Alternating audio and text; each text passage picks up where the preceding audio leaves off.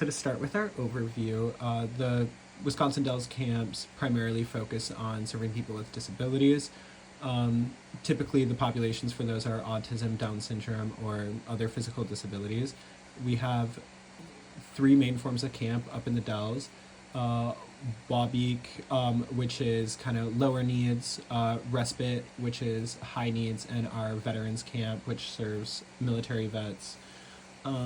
During the summer, Wabeek and Respite are run simultaneously. And then during the off season, only one camp is run at a time. During the summer, both camps have 8 sessions consisting of 5 days. And then during that off season, when camp is run on the weekends, the sessions run Friday to Sunday and happen bi-weekly. Veterans camp happens Friday to Sunday, 2 weekends out of the year. Participants come free on the off season, but it's backed by donations specific to the VETS program. And then we also offer 2 services. We offer the self-employment service, which we work in tandem with other organizations.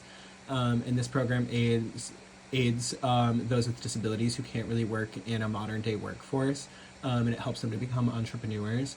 And then there's also the farm program, which focuses on helping farmers return to farming after a debilitating injury or illness.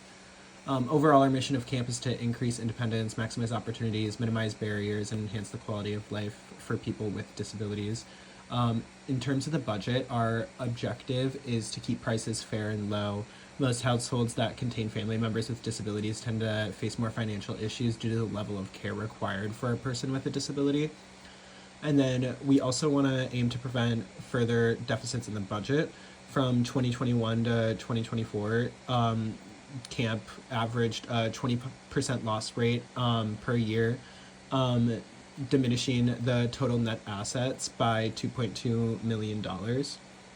And then a quick current understanding is just that our expenses can't really be cut any further. All the expenses that we have are necessary to run camp, which is like staff salaries, food, necessary maintenance, etc. And like even our program budget is like a minimum of like $300 or a maximum of $300. And we kind of just like use what we have just so that we don't hurt the budget anymore. Weekend sessions, have those lower occupancy rates. This is either due to low camp registration numbers or lack of staff. In the off-season, camp has very few members of staff to support running camp at full capacity. Summer sessions have that high occupancy rate, and camp is typically 100% occupancy. And currently, there is about $9 million in net assets, so profit will need to be made in order to stop hemorrhaging funds.